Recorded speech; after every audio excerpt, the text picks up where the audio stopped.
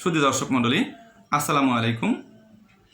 বিজ্ঞানী নিউটন যদি মধ্যাকর্ষণ শক্তি এই সময় আবিষ্কার করতেন তাহলে তিনি সাংবাদিকদের কি কি প্রশ্নের সম্মুখীন হতে পারতেন সেই বিষয়ে আজকের এই ভিডিও।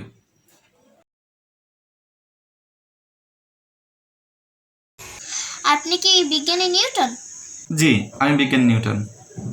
আপনি কিভাবে মধ্যাকর্ষণ শক্তি আবিষ্কার করেছেন? আমি একদিন আপেল গাছের নিচে বসেছিলাম, হঠাৎ একটি আপেল আমার মাথার উপরে পড়ল। আমি চিন্তা করলাম আপেলটি উপরে না গিয়ে মাটিতে কেন পড়ল।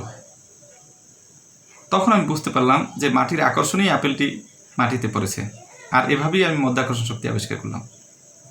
কিন্তু আপেল তো মাটিতে পড়ে নাই, পড়েছে আপনার মাথায়। তাহলে আপনি কিভাবে বুঝলেন এটা মাটির আকর্ষণে পড়েছে? তাহলে আপনি কি বলতে চাচ্ছেন?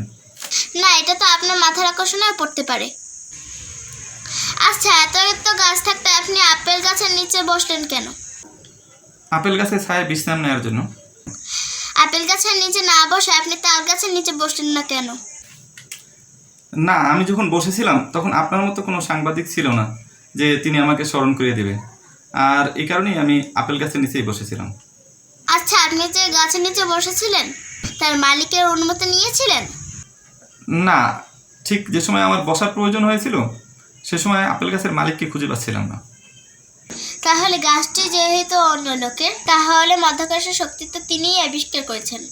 কিন্তু আপনি কেন বিষয়টা ঘোষণা করলেন?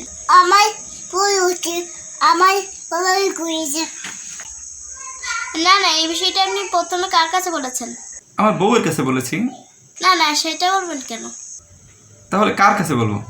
কেন, গাছ যেহেতু অন্য লোকের তার বউকে বলবেন? না, স্বাভাবিকভাবে তো সবাই যে কোনো বিষয়ে প্রথমে বউয়ের সাথেই শেয়ার করে। কেন, এই গাছ লাগানোর খরচা কে দিয়েছে? কেন, গাছের মালিক। তাহলে এই বিষয়ে কে ঘোষণা দিবে? না, সেভাবে আসলে ঘোষণা দেওয়ার বিষয় না, বিষয়টা আমি কেবলমাত্র শেয়ার করেছি। তো এই বিষয়টি যে এভাবে আপনারা জেনে যাবেন সেটা আমি বুঝতে পারিনি। আপেল আপনি কি করেছেন? আপেলটি আমি গবেষণা করার পরে গবেষণাগারেই রেখে দিয়েছি। তা থেকে আপেল নষ্ট হয়ে গেছে না? হ্যাঁ, তা তো হয়েছে। তাহলে আপনি এটা কেন করলেন? তাহলে আমি কি করতাম? খেয়ে ফেলতেন অথবা বিক্রি করতেন? হ্যাঁ, সেটা খেয়ে ফেলতে পারতাম, কিন্তু আপনি সেখানে উপস্থিত ছিলেন না বিধায় কেউ পরামর্শ দেয়নি, তাই ভুল হয়ে গেছে। আপেল চাষে এগিয়ে ক্ষতিগ্রস্ত হবে না? সরি, আমার অনেক বড় ভুল হয়ে গেছে। ও আল্লাহ, তুমি আমাকে আপেল গাছের নিচে না বসিয়ে তাল গাছের নিচে কেন বসালে না? যদি তাল গাছের নিচে বসাতে তাহলে অন্ততপক্ষে সাংবাদিকদের এত প্রশ্ন শুনতে হতো না। আসলে আমার তাল গাছের নিচেই বসা উচিত ছিল। আমি তাল গাছের নিচে বসতে চাই, আমি আর আপেল গাছের নিচে বসতে চাই না, আমি তাল গাছের নিচেই বসতে চাই।